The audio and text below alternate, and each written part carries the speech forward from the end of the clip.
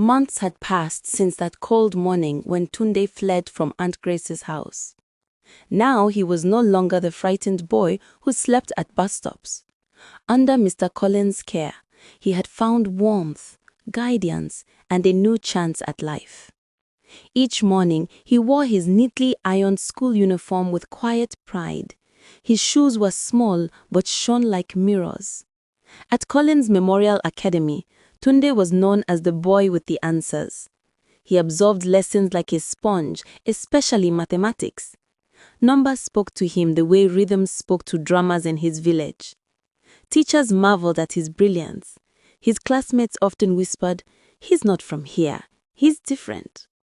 Within a few months, he leapt 2 grades ahead.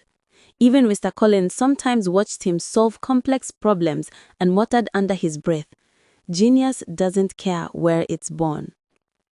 One day, during assembly, the principal made an announcement that stirred excitement across the school. "The National Mathematics Championship will hold this year," she said. "It's open to the brightest minds across the country, and our representative will be Tunde Collins."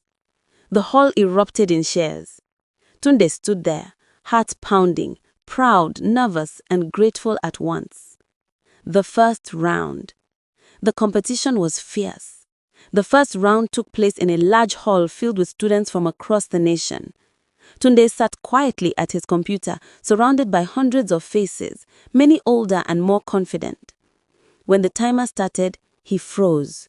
The pressure, the cameras, the whispering, all suddenly felt too heavy. His fingers trembled. Questions blurred before his eyes. But then he remembered Mr. Collins' words, "You have a brain too bright to waste in darkness." He took a deep breath. The numbers settled. One by one, he cracked through the problems with calm precision. By the end of the round, he had not only recovered but finished among the top 5. His name flashed on the leaderboard. Tunde Collins, qualified for semi-finals. The second round. The next stage was tougher.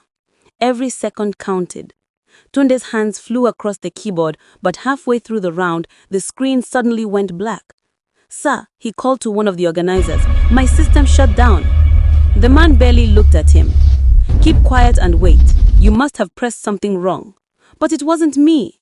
"Next contestant," someone shouted from behind. Tunde's heart raced. Minutes ticked away. He felt the sting of being ignored, not because of his mistake, but because of his skin. Around him, other contestants kept working while he sat helpless, watching his dream crumble. Then a senior judge noticed the commotion and walked over. "What's happening here?" The technician checked the computer. After a few seconds, he looked embarrassed. "It's not the boy's fault, sir. The system crashed." The judge nodded. "Then give him another computer and restart his timer." Gasps filled the room. Some contestants whispered angrily. But when the new system was placed before him, Tunde said nothing. He simply started over. And within minutes, he solved every question, finishing even before the timer ended. The audience burst into applause. Cameras flashed. One reporter murmured, "That boy, he's something else." Back at home. Across town, Aunt Grace sat before her television, frozen. Her children watched in silence, faces pale.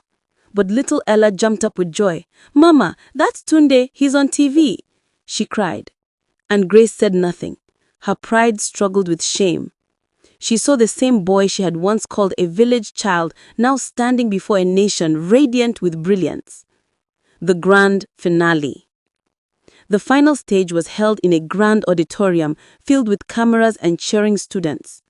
Only 3 contestants remained, and one of them was a little white girl named Lily. Tunde stared at her, a flicker of recognition passing through him. It was the same little white girl who had waved at him on the airplane years ago. Life had come full circle. As the timer began, silence fell.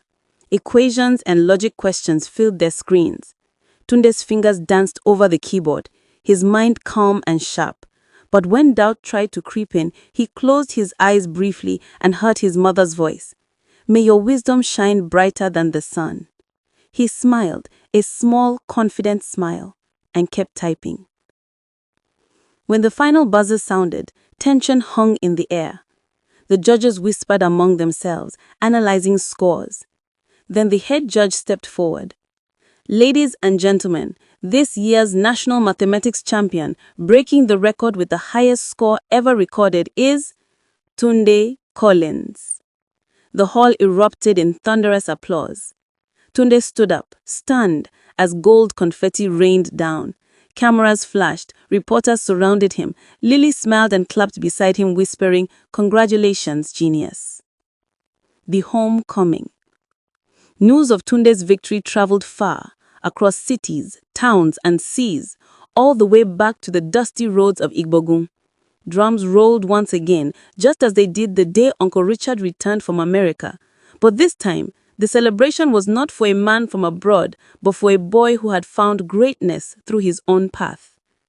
Tunde used part of his prize money to rebuild his parents' house. He sent a generous donation to Uncle Richard's family, choosing forgiveness over resentment. Even Aunt Grace wept when she read his note. "I hold no grudge. Thank you for being part of my story." With the rest of the money, he funded scholarships for children in Igbogun, boys and girls like him who carried big dreams in small places.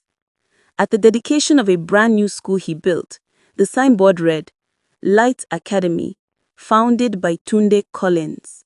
Standing before the building, Tunde smiled as children ran around him shouting, "Uncle Tunde, Uncle Tunde!" He raised his hands and said softly, "Your beginning doesn't define your ending. Wisdom does."